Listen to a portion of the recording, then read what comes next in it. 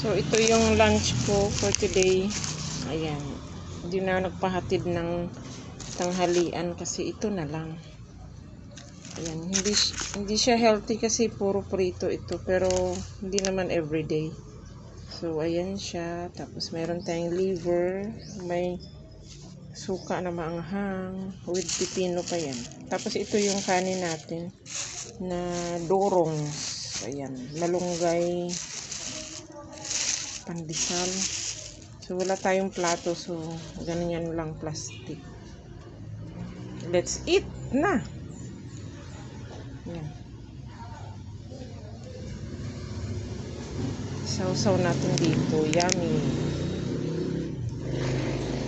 Ito, liver, oh. Malaking hiwa, in fairness.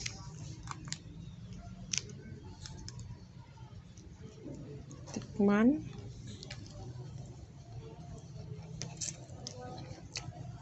Masarap.